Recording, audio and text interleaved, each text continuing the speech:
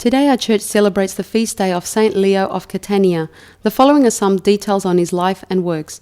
Born in Ravenna, Italy, which was to this day bears the traces of Byzantine glory in some of its architecture, Saint Leo stemmed from nobility, which he chose to set aside in order to serve Jesus Christ.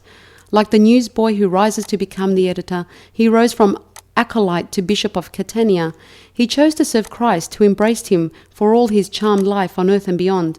From youth he had evinced that spark of the divine rarely endowed on man, but when he had reached the post of bishop, his proximity to God was beyond question, needing not even a halo to convince the most skeptical and cynical who could not fail to see the divine aura about this man or feel a divine presence wherever he chanced to be.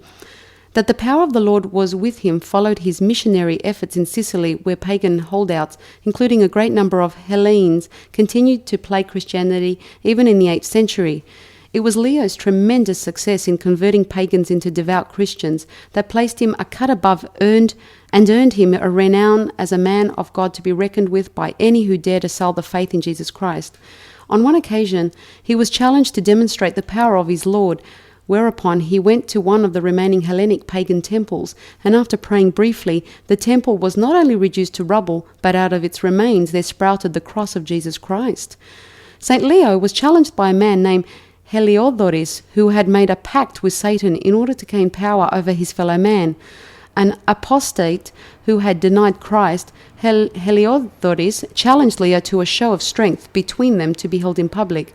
At first, inclined to scoff at this ridiculous proposition, Leo prayed for guidance and to be worthy of this challenge and affront to God. Leo agreed to the test, which was to walk through a roaring fire in an open furnace built especially for the occasion. A huge crowd gathered, including the emperor, who was most anxious, along with other Christians, to witness the power of the Lord and to pray for the man chosen to display this power.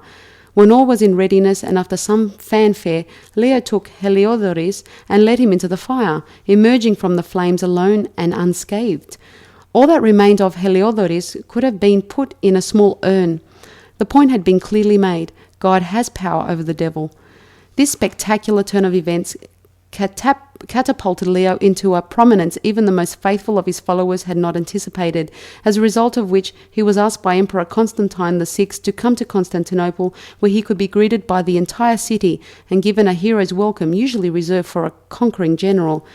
The accolades were humbly received by this servant of the Lord, who remained in the city by popular request, serving as religious advisor to the emperor. Leo was finally permitted to return to Catania. His first act upon returning was to erect a chapel, thanks to the generosity of the emperor, which was dedicated to Saint Lucia, a martyred saint of Sicily, a church which still stands in Catania. The remainder of Leo's life was anticlimactic, choosing to roam about the island as the Spirit moved him and winning even more converts. He finally passed away in 875 and was buried beneath the Church of St. Lucia, which is a shrine of Christianity to this day.